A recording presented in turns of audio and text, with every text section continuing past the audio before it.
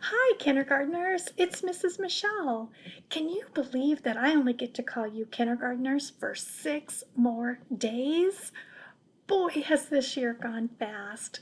But this week is a fun week because it's our last full week and it's a time where you get to shine. You really get to show all the wonderful things that you have learned in kindergarten. And one of the things that we spent a lot of time working with are narratives. Do you remember writing a narrative? Maybe you wrote about going to the park, or maybe you wrote about going to the beach, or maybe you wrote about having a movie night with your family. A narrative is a story about something that happens to you. And I found this book that I wanted to share with you called My Crazy Dog. Underneath that, it says My Narrative Essay by Darcy Pattison and illustrations by Ewa O'Neill. Let's take a peek. Today, Mrs. Shirky said, "You must write a narrative essay." A narrator tells story, so a narrative essay tells about something that happened, real or imaginary. Last month, my cousin Melly and I each got a dog and a cat. Crazy things have happened since I got my dog, Clark Kent, and my cat, Barbie. Maybe I could tell about Clark Kent getting shots. I will try to remember about getting ready for the veterinarian. I'm thinking that he's going to write a narrative about when he took his dog, Clark Kent, to the vet. And look, he's doing the very first step for writing. He's thinking about his ideas. First, Clark slipped on the kitchen floor and spilled Barbie's cat food. Clark Kent needs his shots. There's a speech bubble from his mom. And in this box where you see what looks like school paper or writing paper, he's jotting down some ideas of what he's seeing, what he's hearing, what he's smelling, or what he's tasting or feeling.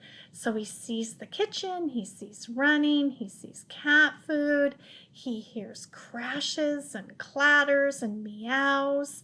He smells cookies in the oven and he tastes cookies and he feels the slick floor. So that way, when he's thinking about what he's feeling and seeing, that might help him with his writing. That's a great idea to think like that. Then he woke up baby Ruth. Shh! The baby is sleeping. Wah! Wah! Woof! Next, Clark ran outside. Swish! Look out! He knocked over the bird feeder. No! Thunk! After that, he tried to jump across the fish pond, but he got wet. Splash! Stop! Finally, he tried to hide under the porch. Pant. That's where I caught him and put his leash on him. We took Clark Kent to the vet and to get his shots. And here's Mom saying, "We leave in 10 minutes." And the puppy getting his leash on, it says, click. Mrs. Shirky said, "Good writing means choosing the right details." Wow, I have a good memory. I have lots of great words and details to choose from. So just by thinking about that story, all the things that happened in the beginning and in the middle and in the end, he's ready to write. He remembered how the dog ran outside and went in the bird bath and all kinds of things that happened. And so from that, he was able to write his essay. And it says, here is my essay. My crazy dog. Clark Kent needs his shots, Mom said. Okay, I said, I will get the leash. When Clark Kent saw the leash, he ran. First, Clark Kent slid across the slick tile in the kitchen and slammed into Barbie's food bowl. Crash, clatter, meow! The cat food flipped up and into Mom's bowl of chocolate chip cookie dough. Next, Clark clattered down the hallway. Come back, I yelled. Shh, Mom said. The baby is... Woof, woof, woof, said Clark. Wah, wah, cried Baby Ruth. Clark raced through the living room and straight for the door. He's going to crash, I thought. But instead, Clark burst through the curtain and onto the deck. Right away, Clark jumped at a bluebird. Squawk! Clark missed and fell against the bird feeder. Thunk! Next, Clark raced to look at the orange goldfish in the pond. He fell in, and Clark Kent dripped water everywhere. I chased him. To get away, Clark leapt over the fish pond. Splash! His back legs landed in the pond. Now he was wetter than ever. Clark shook and shook. Then I was wetter too.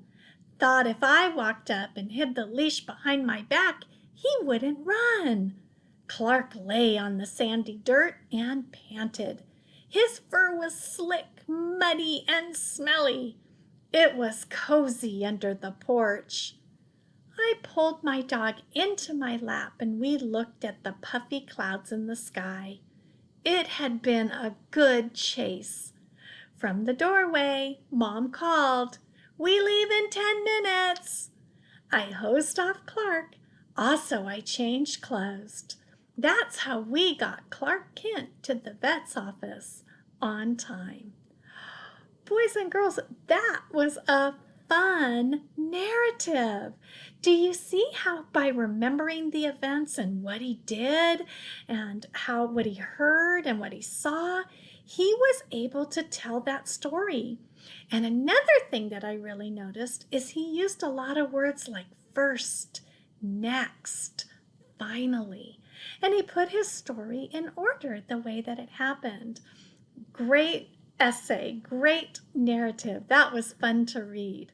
Well, hopefully we can write a narrative together. So in writing today, we'll go through some important details that we need to put in our narrative, and then you can try to write your very own. Okay, thanks for reading with me today. Bye.